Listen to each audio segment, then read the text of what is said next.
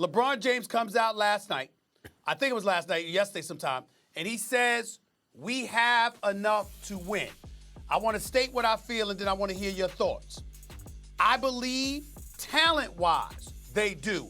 Although I believe Derrick Rose would be a perfect addition to add to the squad because the Lakers are clearly not the same when LeBron goes off the floor. When they run their pick-and-roll offense when he's on the floor, and it looks fabulous. He gets off the floor.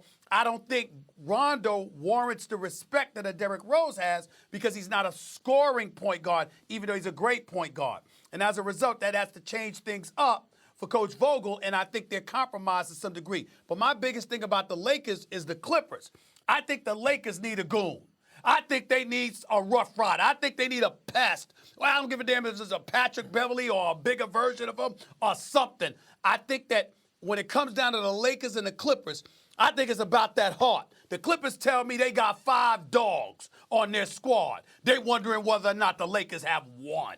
I want to know what your thoughts are when you look at those two L.A. teams, and specifically to what LeBron James said about the Lakers having enough to win this year. Well, LeBron James has been to so many. It means you lose count of how many finals he's been to. I think he's one of those 9. very, very few players who elevates the other 4 guys on his team like no other. Kind of like Magic Johnson. Like, everybody's a threat on the floor. One thing I have seen in the Lakers, and I always give a shout out to my guys and former teammates, but they had a stretch when AD was out. He missed a bunch of games. They still won. Quinn Cook came in and did a hell of a job coming in, putting in some points. He can score the ball. And, you know, so sometimes you have question marks, and you have guys like Quinn Cook, Alex Caruso.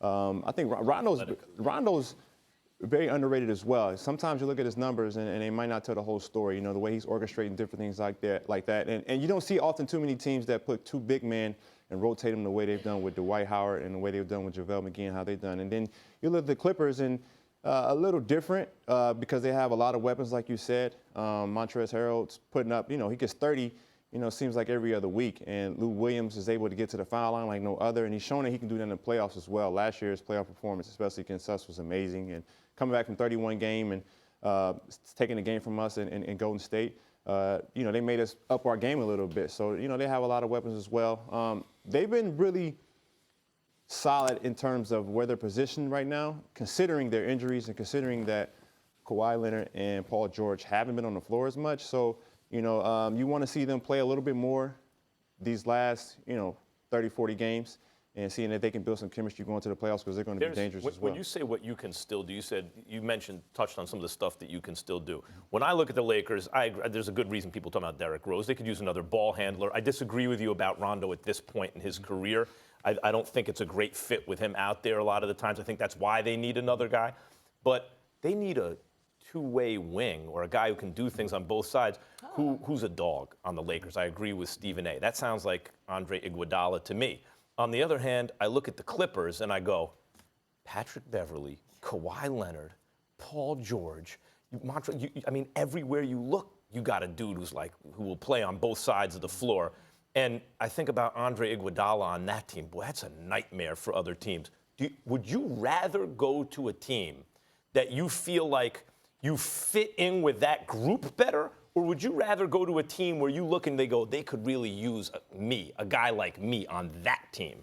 Well, I mean, you're picking your poison, you know, in terms of, you know, you having the poison and you being able to shoot that in every way, whichever way you want against your opponent. You know, I go back to that Rondo thing, you know, I think he does enhance their bench and making sure they get the most out of their bench. And I think that does give them a little bit more depth than the Clippers.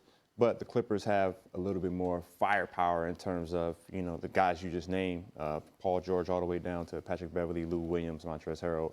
You know, they just got a lot of things going on right there. And, you know, they got Magruder. They still got some other guys who are still coming to form. You put Iguodala in that starting 5, and Lou Williams really is a 6th man. But Max and Stephen A. keep going under this assumption that the Lakers need a dog, and then implying they don't have a dog on that team. You haven't been in the league and played against all these different players. You might know them more intimately, the guys on that roster.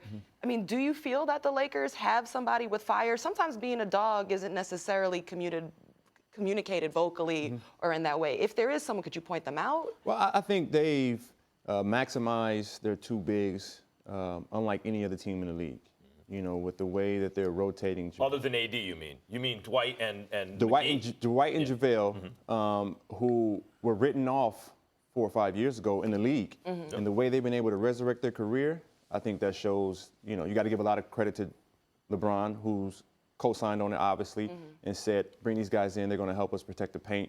We're going to bring some strength around AD, you know, because the perception is AD's a little fragile in the paint, with people trying to bump him and bruise him up a little bit. He said he wanted some bodies down there to help him. Right. And I think those two guys have been really good. It's the reason why they're first in the West, second in the league.